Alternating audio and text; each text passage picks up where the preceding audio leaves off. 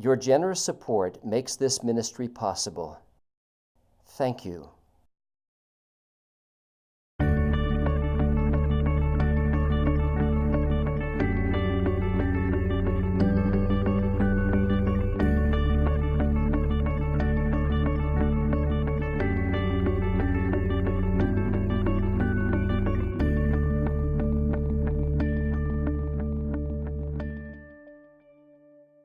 Father, thank you for another day to live and to recognize that you are God and we exist for you, and this is your world, and in you we live and move and have our being.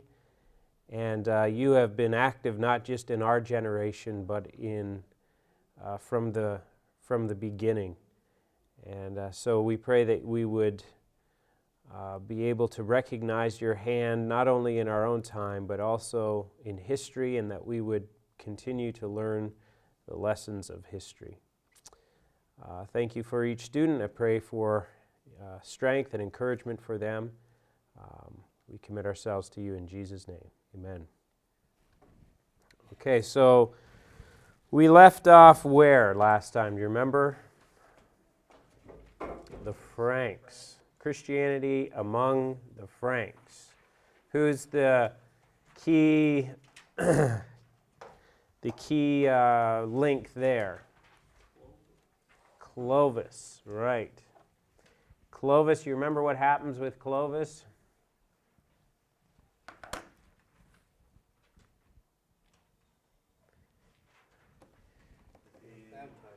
He was baptized. Why did he embrace Christianity? Christ gave him victory over the battle that he was fighting that he would believe. Right. Remember his wife Clothilda had told him that Christ was the Son of God, and so he called on Christ, called on the Christian God in the battle. He won the victory, and therefore he submitted to baptism along with 3,000 of his warriors. I don't recall if I mentioned this, but there were a number of groups, a number of tribes that had embraced Arianism, and we're going to see that with the next group as well. But the Franks, through Clovis, become the first that embrace Orthodox Christianity.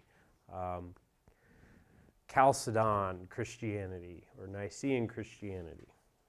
Okay, and that brings us to another group, Boniface to Germany, and how Christianity is embraced in Germany. Boniface is a name to remember because he is probably the most famous missionary, at least from England, in the Middle Ages. You can see his dates there, 680 to 754. He was commissioned by the Pope to evangelize what we would now recognize as Germany. And do you remember he had a bold, daring act that he did that impressed the people? Do you remember what he did from your reading in Shelley? That did the Jubilee? No. He would think of him as a lumberjack. Do you remember that story? He chopped down the tree. Does that ring a bell at all, Abby? Oh, well, the tree that he chopped down had some spiritual significance. Yes. And he was like, to prove his point, he chopped down the tree in front of all. Right, because the tree was sacred to the god Thor. And people thought if he chopped down this tree, then Thor would take revenge on him, but nothing happened, and he actually built a chapel, so the story goes, from the wood of that tree. So many were converted under Boniface, and in fact he is known as the apostle to the Germans from the Middle Ages. That's how Christianity, Orthodox Christianity, was embraced in Germany. And then finally, the last group I want to mention is Christianity in Spain. Quick review. What was the major theological controversy in the 4th century? 4th century, so the 300s.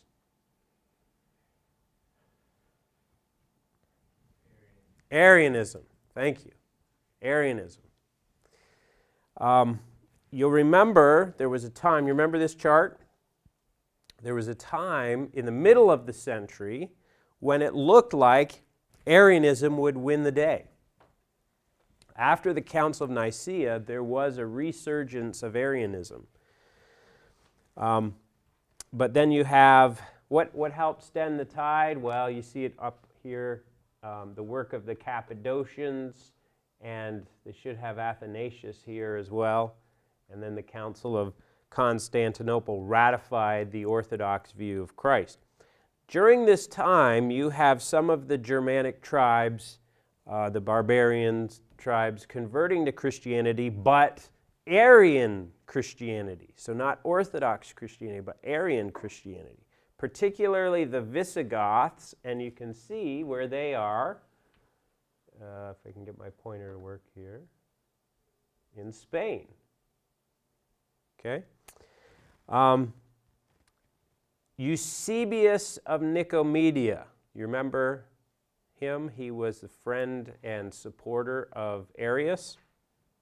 He appointed an Arian bishop to be, or an Arian to be bishop of this area, of the Goths. He himself was a Goth, this bishop who was appointed. And so he began evangelization of the Visigoths at a time when Arianism was on the upsurge. So you can see the Visigoths settled in Spain from that map, but they weren't the only group to accept Arian Christianity. It was also, and it wasn't just in Spain, it was in other places like the Vandals down there in northern Africa, okay? And there was even other places as well, but it was very influential in Spain. However, in the year 587, just to give you chronological framework, so just slightly before the time of Gregory the Great, when he comes to be Pope, the Visigoth king renounced Arianism in favor of Orthodox Christianity or Catholic Christianity, and many of the nobles and bishops followed suit. However, there was still an Arian influence in Spain. And because of this, because Spain was conflicted over Orthodox Christianity, Arian Christianity, and other issues as well, some suggest that that was why Spain was an easy target for the Muslims to take during the Muslim conquests, which took place in Spain in the 8th century. Okay, and that's what we want to turn to next. We want to see how you have Christianity well established in the East. You have major centers like Antioch and Alexandria, Constantinople. You have Christianity spreading in the West. But then all of a sudden the Muslims rise, and in a fairly short time, they take over a lot of what were formerly Christian areas. So we want to look at that. The rise, let me get this up on the screen, the rise and impact of Islam.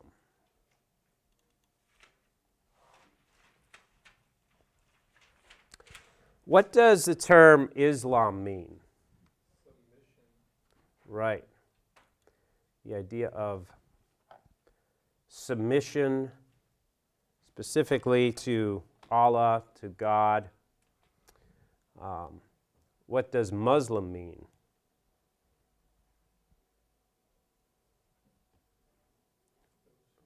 Yeah, one who submits.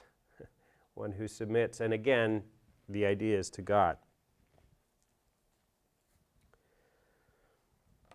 Obviously, Islam is a major force in our world today, and so it's important that we get an idea of the historical development of it.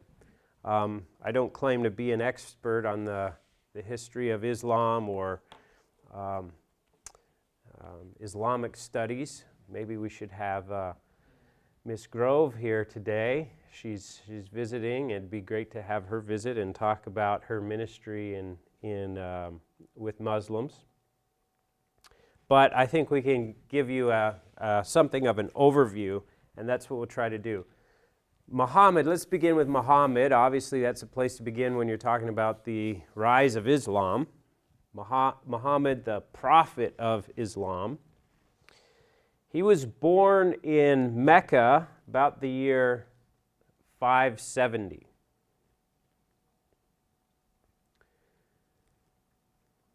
We don't know a whole lot about his childhood, but we do know that he was orphaned at a fairly young age, and he was raised by his uncle. Now, again, in terms of our chronology, just to make some connections, at a time when Gregory the Great is soon to come to power, he comes to power as Pope in 590. Gregory, in that period from 590 on, is really turning his attention away from the east, and he's turning more to the west and to the north. You have Islam making significant inroads in the east, and as we'll see, then move over to the west as well.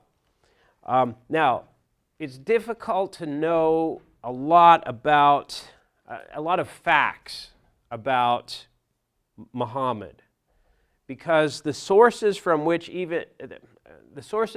we draw the Orthodox Islamic account of the life of Muhammad, those sources come from at least a century after the events of his life. And even within those sources, it's recognized by scholars that there's some legendary elements that are part of it. So it's very difficult to have clear, concise facts. But I'll try to relate to you what is the pretty standard account of his history, his life. At the age of 25, Muhammad married a 40-year-old wealthy widow who was very active in the trading caravans in Arabia at the time. And so Muhammad is very much involved in that work. And obviously that's a traveling situation, trading caravans. And during the next 15 years of his life, he interacts with some Arabs known as the Hanafites. The Hanafites were those who had rejected idol worship and were more monotheistic, perhaps from the influence of Jews, perhaps from the influence of Christians.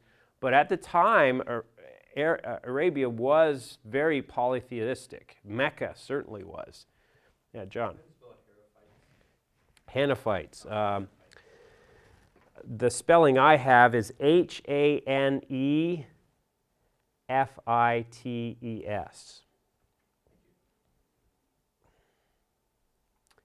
So they apparently had abandoned idols and would retreat to the caves of around the Mecca area for meditation, for prayer. Growing up, no doubt, Muhammad would hear a number of different religious stories, a lot of religious talk, some of it from more heretical Christian groups like the Nestorians had a presence in that area. So Jewish elements, Christian elements, pagan elements. So there was a blend of these different ideas circulating, that Muhammad would have grown up in that kind of atmosphere and imbibed a number of those ideas. Muhammad had contact with Christians and Jews through this caravan trade, And again, like I said, there are groups that would be almost Gnostic. There would be Nestorians. So lots of different groups. Around the year 610, Muhammad believes he's receiving messages from God. And he was to convey these to his countrymen, to his fellow Meccans. It started one night when Muhammad believed he was receiving a vision from the angel Gabriel. And it shook him up quite a bit. These, some legendary accounts have him receiving the whole Quran in one night. But it seems that these revelations actually took place over about a 22-year period. And they eventually form the Quran. Although, you might talk to Beth Grove while she's here about some of the scholarly work that has been done on the textual criticism concerning the Quran. I think her colleague Jay Smith actually wrote a dissertation demonstrating the Quran actually has a much later kind of composition than the traditional story goes. Muhammad believed this was the actual speech of God. God, the same God who spoke to Moses, who spoke in Jesus, was definitively speaking to him. In fact, Muslims believe that the Quran, as you probably know, is the perfect word of God. It's actually the exact copy of a tablet that was in heaven from eternity past. Muhammad gained some followers in Mecca, but really he received a lot of opposition as well. And this was because he spoke out against the idolatry of Mecca. To understand Islam's great focus on monotheism, you have to see this history in the background, because we'll get into the situation of Mecca at the time. But Muhammad's message is one of pure monotheism, Allah's oneness and his unity over against all the impure worship that had developed in Mecca.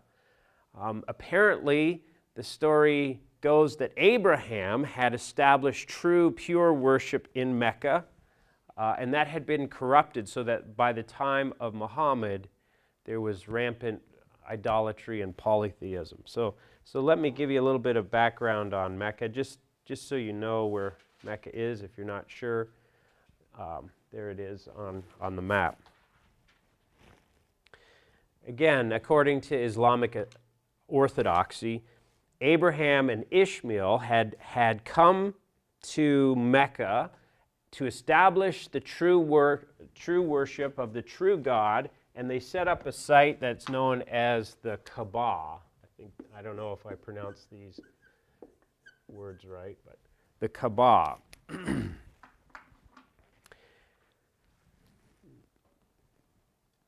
But again, by the time of Muhammad, Arabia was divided into tribes and cities and clans, and each city, each clan had its god and goddesses, and however, once a year, all the cities of Arabia would meet in Mecca. So even at that time, Mecca was an important religious center, and they would celebrate an event known as the Hajj.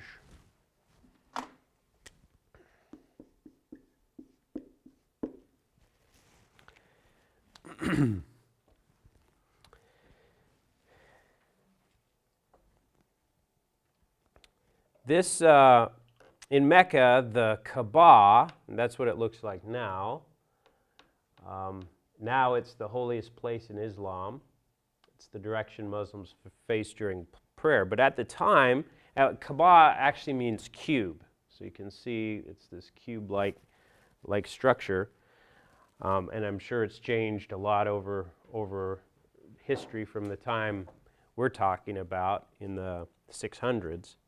But nevertheless, it was, even at that time, the center of religious life, and it was said to house all kinds of idols. 360, according to one account, idols were housed in the Kaaba. And even if the tribes were warring, once a year when they came to Mecca to worship, they put aside their differences and they worshiped, and they circled the Kaaba. And from the Kaaba, they'd go out to other shrines throughout Mecca, and this was a 5-day religious celebration. And this tradition went back hundreds of years. So, Muhammad comes along, and he claims to be receiving messages from the one true God, and he's condemning their idolatry. How do you think the merchants of Mecca responded? They didn't like that, right? They were upset because you had all these people making pilgrimages to Mecca, and that affected their economy. That kept them in business in some ways. So it was an important source of income. Does that remind you of anything from the New Testament? Yeah. Acts chapter 19, and the silversmiths from Ephesus were upset with Paul because of his preaching of the gospel. It impacted their trade. And you remember there was that riot, and the people rushed into the theater and were chanting, "Great is Artemis of the Ephesians." Well, that was how the Meccan merchants felt about Muhammad and his monotheism.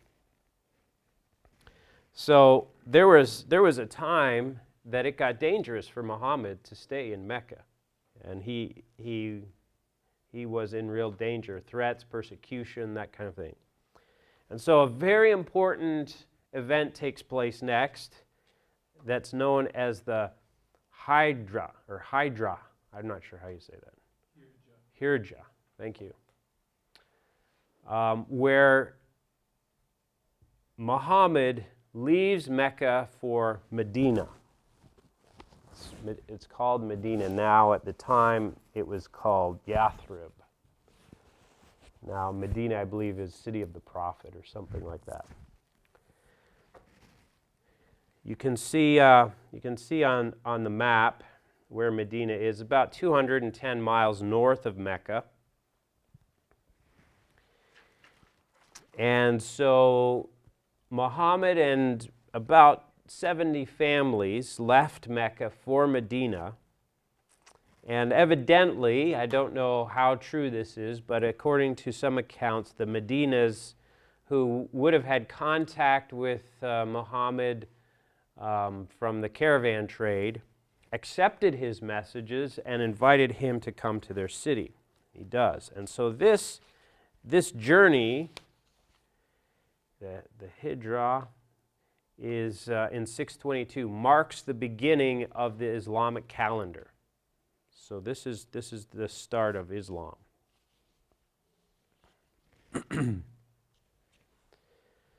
Medina was different from Mecca in the sense there was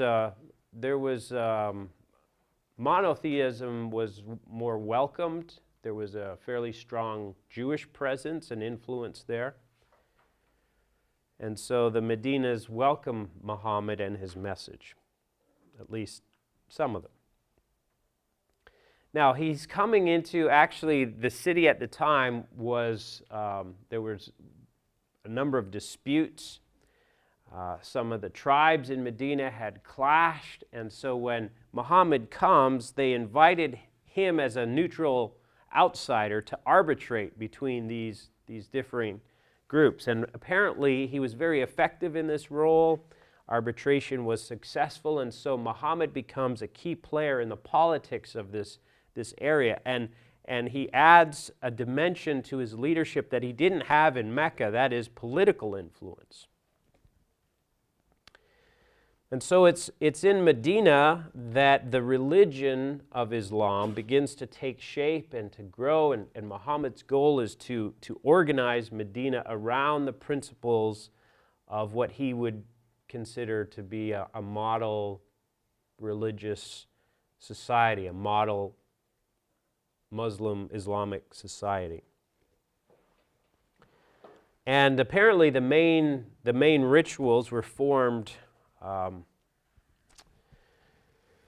from Muhammad's example here in Medina. The 5 pillars on the back of your handout, the 5 pillars of Islam.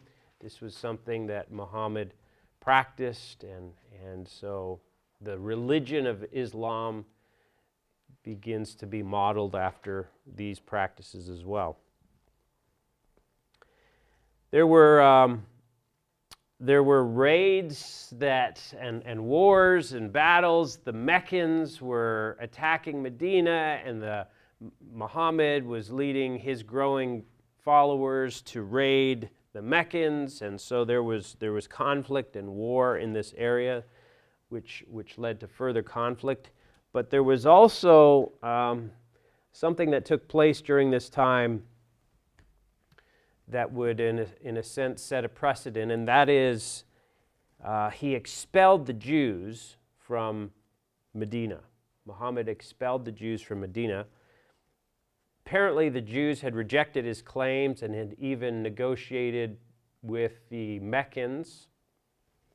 And so not only did he expel some Jewish tribes, he executed the adult males of one of the Jewish tribes in Medina. And Muslim sources put the number of Jewish men who were beheaded in one day around 700, somewhere between 600 and 900 were executed. And the women and children were forced into slavery.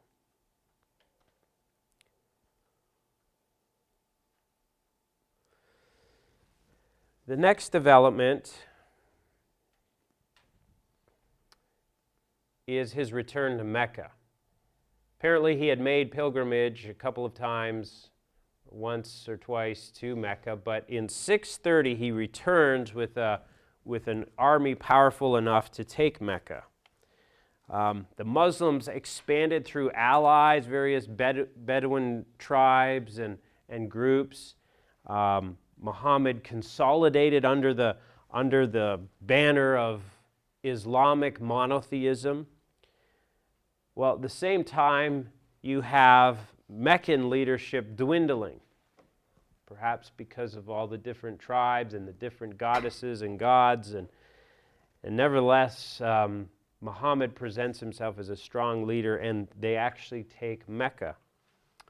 One of the first things that he does is cleanse the Kaaba. He cleanses the Kaaba of the idols. And so Muhammad establishes himself really as the most powerful leader in Central Arabia at the time. And tribes all over Arabia become Muslims, so that by the time he dies in 632, Islam is well established. It's amazing when you look back historically how quickly Islam grows.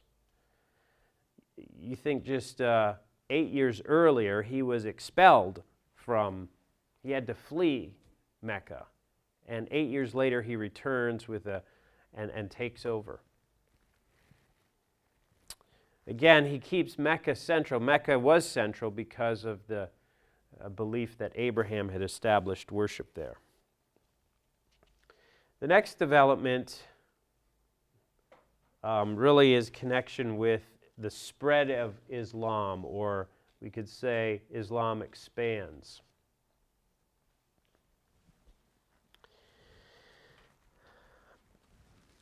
And this is not diplomacy. This is not peaceful negotiations. This is through raids and conquest that even start really during the time he was in Medina. But nevertheless, Islam grows so that within 12 years of his death, Muslims had occupied Egypt, Syria, Iraq, and they were advancing in all directions. Okay, so this map here, which is on your handout, gives you an idea of how quickly things expanded.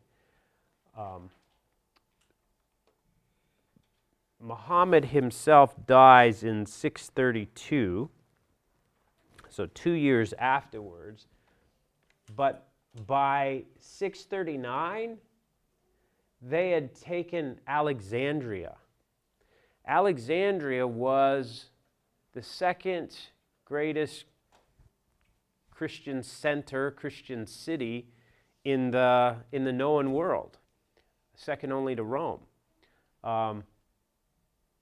It was a port. You can see it's on the Mediterranean Sea. It was a port city. It was heavily fortified, and it's miraculous how quickly Islam was able to penetrate and to take over. It baffles historians, really.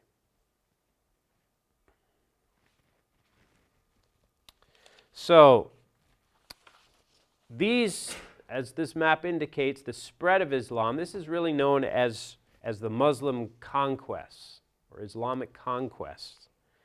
In a very real way, the Crusades are in part a response to the Muslim conquests. And that's in our revisionist history and our political correctness, there's an idea to present the Muslims as very passive, and the Crusaders were the aggressors, and there was no cause for it, kind of thing. But that totally ignores this history here of the Muslim conquests. We'll talk more about the Crusades later and maybe revisit that issue. But just to give you an idea of how Islam from the beginning is a fighting religion, Muhammad, what's considered his farewell address, Muhammad is said to have told his followers, quote, "I was ordered to fight all men until they say there is no God but Allah." Now, this is consistent with what the Quran says in 9:5, if you want the reference. "Slay the idolaters wherever ye find them, and take them captive, and besiege them, and prepare for them each ambush." There's a fascinating book I've been reading lately called God's Battalions by Rodney Stark, The Case for the Crusades. And he has a really interesting chapter on the Muslim conquests. I just want to read to you a little clip. It's a very interesting chapter on, again, how quickly and successfully Islam was able to expand. But he has a little section here on the conquered subjects. Okay, you can see how, from this map, how Islam is going into what was at the time Christian areas. So what happened to those Christians? What happened to Jews? What happened to the people when the Islam invaders came along? And you have in our revisionist history this idea that the Muslims are very gracious and passive and let people do what they wanted to do. Stark says this: "A great deal of nonsense has been written about Muslim tolerance, that in contrast to Christian brutality against Jews and heretics, Islam showed remarkable tolerance for conquered people, treated them with respect, and allowed them to pursue their faiths without interference." And what he shows is that simply was not the case. Let me give you a few examples. The Quran theoretically forbids forced conversions. Okay, so here's how the Muslim invaders dealt with that. Many subject peoples were free to choose, quote unquote, conversion, that is conversion to Islam, as an alternative to death or slavery. Okay, so theoretically that's not a forced conversion. We'll let you freely choose to convert, or you could freely choose to die or be enslaved. That's not forced conversion, right?